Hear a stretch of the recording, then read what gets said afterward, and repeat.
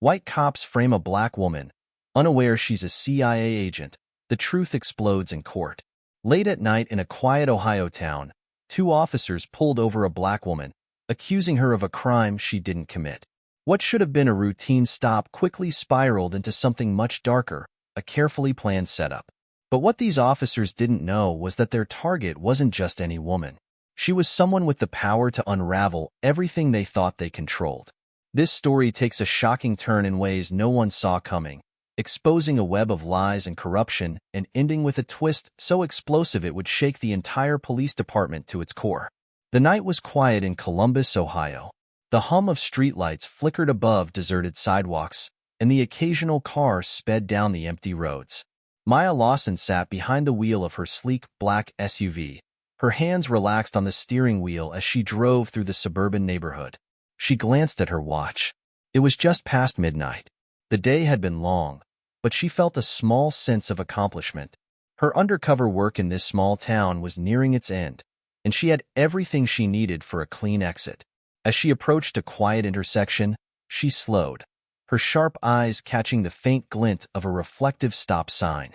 Maya had an instinct for details, something she'd honed over years of working as a field operative. She came to a full stop, her hands steady on the wheel, and then turned left onto the next street. Moments later, blue and red lights flashed behind her, their glow bouncing off her rearview mirror. The piercing wail of a siren shattered the stillness of the night. Maya's heart didn't race. She was trained for moments like this. Instead, her mind sharpened, her breathing steady. She glanced into the mirror and saw the squad car pulling closer, its headlights casting long shadows across her dashboard. With practiced calm, she guided her car to the side of the road, turned off the engine, and reached for her glove compartment to retrieve her license and registration. The patrol car stopped just behind her, its lights still flashing. She could see the figures of two officers stepping out, their movements deliberate. The driver, a tall man with a square jaw and an authoritative gait, approached first. His partner, shorter and stockier, followed close behind. Both wore the navy blue uniforms of the Columbus Police Department, their badges gleaming under the streetlights. Maya noted their names as they drew closer: Officer Daniel Brooks and Officer Ryan Matthews. "Good evening, ma'am," Officer Brooks said, his voice carrying a practiced authority. He leaned down slightly, shining his flashlight into her window, the beams sweeping across her face and interior. "You know why I pulled you over tonight?" Maya kept her expression neutral, meeting his gaze without hesitation. "No, officer," she replied evenly. "I wasn't speeding, and I made a full stop at the intersection." Officer Brooks' lips twitched, a small, condescending smile tugging at the corners. "Actually, you failed to stop at that sign back there," he said. "That's a moving violation." Maya's brow furrowed ever so slightly, but she maintained her composure. "I'm certain I stopped, officer," she said, her tone measured but firm. "If you're mistaken—" "License and registration," Brooks interrupted, his tone hardening. Maya handed him the documents without hesitation, her movements slow and deliberate. She wasn't in the mood for unnecessary escalation. Brooks examined her papers, his eyes lingering on her license. She could feel his scrutiny, the subtle shift in his demeanor as he processed her identity. "Ohio plates. Local address," he said, almost to himself. Then louder. "You live around here?" Maya nodded. "Yes, officer." Matthews, who had been lingering near the rear of her vehicle, suddenly called out, "Hey, Brooks, you might want to take a look back here." Brooks straightened, passing Maya's documents back without comment. "Stay in the car," he ordered before turning to join his partner at the trunk of her SUV. Maya's jaw tightened as she watched them through her side mirror. Matthews was pointing at something, his voice low and conspiratorial. Brooks nodded, and the two officers exchanged a glance that sent a flicker of unease through her chest. It wasn't fear. Maya rarely felt that, but a sharp, instinctual warning. Moments later, Brooks returned to her window, his expression now grim. "Step out of the vehicle, ma'am." Maya tilted her head slightly, her voice calm but questioning. "May I ask why, officer?" "We've got reason to believe you're in possession of illegal substances," Brooks replied, his tone clipped, almost rehearsed. Maya's eyes narrowed. Illegal substances? She repeated. I think you've made a mistake. We'll see about that, Brooks said, gesturing for her to exit. Matthews was already waiting near the back of her vehicle, a smug look plastered across his face. Suppressing a sigh, Maya opened the door and stepped out, her movements unhurried, deliberate, as though she had all the time in the world. She stood with her hands at her sides, watching as Matthews theatrically lifted her trunk and gestured toward a small, unmarked bag sitting conspicuously near the edge. There it is, Matthews said with mock surprise. What do you know? A bag of powdery goodness. Maya's eyes flicked to the bag and then back to the officers, her face unreadable. Inside, though, her mind was working rapidly, cataloging every detail. The bag hadn't been there when she left her house. She was sure of it. This was a setup. Brooks moved closer, his smirk widening. Anything you want to tell us, ma'am? Maya's lips curved into the faintest hint of a smile, a subtle, calculated expression that conveyed neither fear nor guilt. I'll save my comments for the appropriate setting, she said. Brooks chuckled, clearly interpreting her calm as arrogance. Oh, you'll have your chance. You're under arrest for possession with intent to distribute. As Matthews moved to cuff her, Maya allowed it, her gaze steady and unflinching. You're making a big mistake, she said softly, her voice carrying a quiet intensity that made Matthews pause for half a second before snapping the cuffs into place. Yeah, we'll see, Brooks said, leading her toward the squad car. Let's see how confident you are in front of a judge. As they drove away, Maya gazed out the window, her mind already spinning through her options. The two officers might think they just scored an easy arrest, but they had no idea who they were dealing with.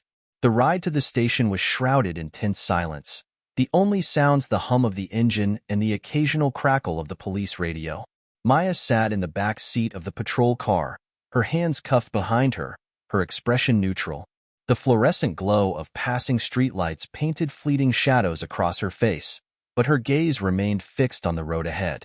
Inwardly, her thoughts were sharp, deliberate. Every moment of the encounter replayed in her mind like a puzzle being assembled piece by piece. The stop sign that didn't exist. The officer's smug confidence. The planted bag. This wasn't just a random act of corruption. It was calculated, rehearsed. These weren't mistakes. They were choices. Officer Brooks glanced at her in the rearview mirror, his lips curling into a faint smirk. You don't seem too worried, he said, breaking the silence. His voice carried an edge of mockery, as if he were trying to provoke her. Maya met his eyes through the mirror, her gaze steady, unflinching. Should I be? Brooks chuckled, shaking his head. You're either brave or stupid, lady. I've seen a lot of people act tough, but it never lasts long in the holding cell. Maya didn't respond. She didn't need to. She knew men like Brooks all too well, used to power, bending the rules to their advantage, walking away without consequence. For now, she let him believe he was in control. That illusion wouldn't last. The Columbus police station was quiet when they arrived, the night shift officers lounging behind their desks, sipping coffee and chatting in low voices. Brooks and Matthews led Maya inside, the fluorescent lights casting an unforgiving glare on the scuffed linoleum floors and peeling paint of the walls. Got ourselves a big one tonight, Brooks announced, his voice loud and brash. The other officers glanced up, their interest piqued. Matthews tossed the bag of powder onto the counter with a theatrical flourish. Caught her red-handed, he added. Looks like she's been running more than stop signs. Maya remained silent, her gaze sweeping the room. She noted the placement of every camera, the layout of the desks, the casual camaraderie among the officers. It was a small station, the kind where everyone knew everyone, a network of shared secrets and unspoken codes. They guided her to a fingerprinting station, where Brooks removed the cuffs and motioned for her to place her hands on the ink pad. She complied without a word, her movements calm and deliberate. The officer working the station, a younger man with tired eyes, hesitated as he glanced at her, as though sensing something was off. Name? He asked, his tone almost apologetic. Maya Lawson, she replied evenly. Occupation? Maya hesitated for the briefest moment, considering her answer. Consultant, she said finally. It was vague enough to pass scrutiny, but true enough to avoid outright deception.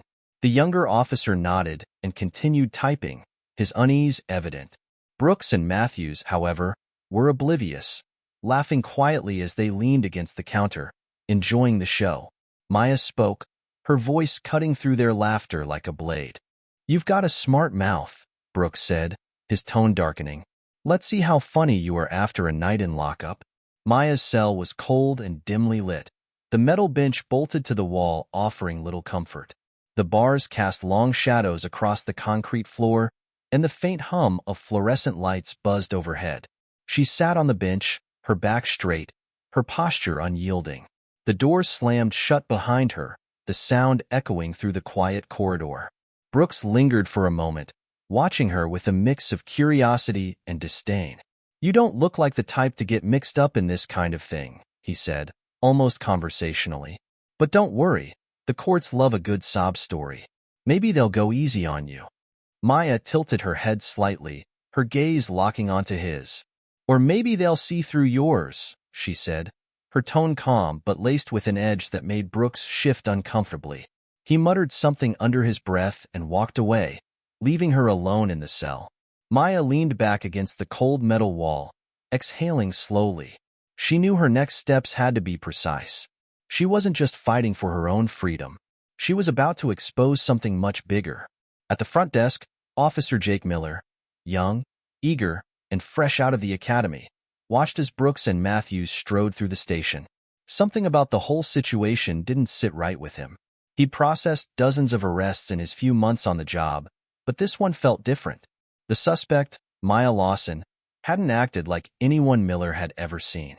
She wasn't defiant or aggressive, but she wasn't scared either. Her calm demeanor, her deliberate words, they weren't normal.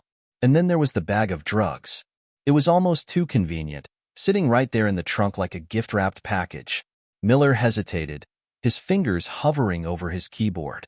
He knew the unwritten rules of the station. You didn't question senior officers. But the doubt gnawed at him, and he couldn't shake it. He glanced at the surveillance monitors mounted above his desk. The live feed showed the hallway outside Maya's cell. She was sitting on the bench, still as a statue, her expression unreadable. Miller bit his lip, a tiny spark of resolve flickering within him. Meanwhile, in a secure operations room across town, live feeds from the police station flickered across several monitors.